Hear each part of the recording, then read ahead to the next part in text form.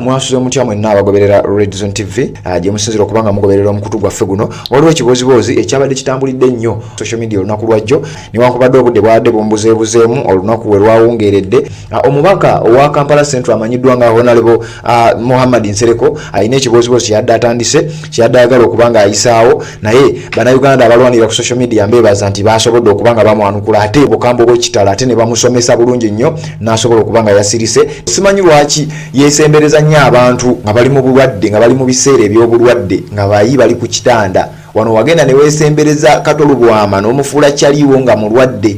Katolubwama yamala kulwala n'alyoka afuuka kyaliwo omusajja yamaliriza afudde Honorable Muhammed Nsereko sooka weesonyiwa Segirinya amala okuwona tasooka kufuuka kyaliwo ebbanga lyonna Honorable Segirinya Muhammed abadde yasibwa mu kkomera tetwalabako Muhammed Nsereko ng'abanja bwenkanya obwa Segirinya Muhammed ne Alan Sewanyana nga bamaze mu kkomera emyaka 2 Muhammed Nsereko teyavaayo kwogera kintu kyonna yadde okugenda mu Parliament okutebolinga ensonga eno nti oba ababaka bano beetaaga eddembe lyabwe teyakikola naye ate mu Parliament yafunanga obudde obugenda bayise bino bisimala computer misuse bill na biki yafunanga obudde obubiyisa Muhammed Nsereko abantu bakimanyi okolera NRM kati buli kintu kyonna ekifaanana oba ekirabikira mu kuba NUP mu kukuba Robert Kyagulanyi Ssentamu Honorable Muhammed Nsereko akiteekamu nnyo amaanyi Honorable Muhammed Nsereko mu budde buno weesonyiwe Segirinya Muhammed asooka awone Nsereko so yadde ayagala kusonda ssente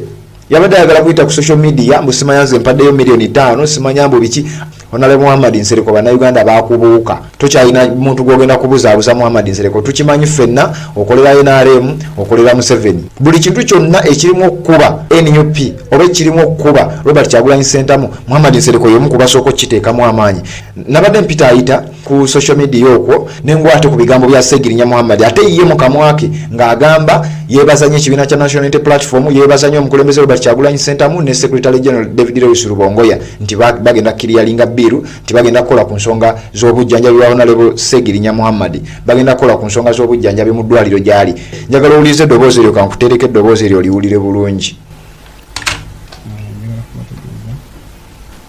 ensonga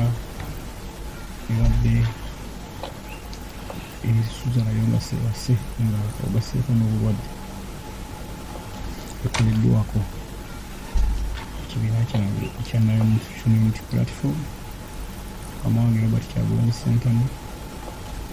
Secretary General Lewis Rubongoya Leader of Opposition babaka bannange aba Parliament okulaba nga funa obujjanjabi era Pulezidenti wange Honorable Robert Kyagulanyi Ssentamu biru yonna eddwaliro agenda kubeera nga agihandolinga yonna olwekyo bonna abantu abalungi bonna abanjagaliza okuwona ekimanyi nti ndi emikono mituufu era temuddamu kweraliikiriza Segirinya bagenda mukwatira mu ddwaliro omange Pulezidenti agambye nti ensonga yonna yina kigikutte kinnabwala era kati obujjanjabi ngenda bufuna kinnawadde waddewo pulogulemu ng'obujjanjabi obumu bagenzi babunzijjako naye ng'ekiyinzaako obujjanjabi nga sinabikostingako yadde $1,000 mwawulira oba abantu abamu balowooza nti inshuwalensi ya Parliament zetulina zikoma Uganda wokka no tezituuka nga abantu bakiri mu lubunyaafa nti omusajja alina inshuwalensi ate bwakyalaajana ne Parliament insurance zikoma Uganda yokka naye ate Parliament eri entitled okujjanjaba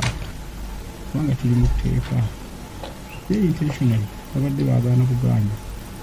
leero nsonga gikozeeko Pulezidenti waffe Robert Kyagulanyi Ssentamu Council Lewis n'ekibiina kyange kya NUP ensonga kigikozeeko naye nga bannayuganda mbeebaza bwe bali kuyimirira nange bonna bannayuganda bali mu Amsterdam bannambudde mwongere okunsabira kubanga ekiriwo onabanga enkyaliwo emyezi emirala ng'ebiri abanzijanjaba kakati obudde buno ngenda ku operation mu ddakiika 10 bagenda kuba bagitandika bagenda kunzigyamu boni maalo then alina kyebagenda okukozesa ekyo mwongera okumusabira ate n'operation endala gyengendako ey'okunzijamu virus eziri mu mawuggwe yembeera eyo webale nnyo mubayire eddala. Ebyo ebigambo bya Honorable Segirinya Muhammed era byayawukanidde ddala n'ebya Muhammed Nsereko bye yabadde ayogera eyabadde afunye oluwende yabadde afunye chance y'okukuba National Unity Platform. Kale tutwadde tukyali awo nengwa ku tweet eyo ya leader of opposition Honorable Mathias Mpuuga kangisome na mojiwulire yagambye my attention has been drawn to social media comments relating to the condition of our colleague Honorable Segirinya Muhammed of Kawempe North who is currently indisposed and receiving treatment in the Netherlands. I learned of his condition last week on Tuesday, August 15th, 2023, and the office promptly reached out to him. It was established that he traveled without any notification to the leader of opposition's office and the National Unity Platform party headquarters. I accordingly communicated to the party, including the president, His Excellency Robert Kyagulanyi Ssentamu. The office has since been following the matter to ensure that our colleague is supported through the proper parliamentary procedure well known to him. Yabadde tweet eya leader of opposition Honorable Mathias Mpuuga bwatyo bwe yagambye ekyo nakyo ng'okitadde ebbali. Ebintu bye nasoose okulaba mu nsonga eno ekisooka Honorable Segirinya teyayinfominga leader of opposition, teyayinfominga kibiina kya National Unity Platform, teyayinfominga parliament officially olw'ensonga nti ebintu bino byonna byandibadde bikolwako kubanga tuzze nga tukugamba parliament erina okulabirira ababaka baayo. Kati bino birekawa Muhammed Nsereko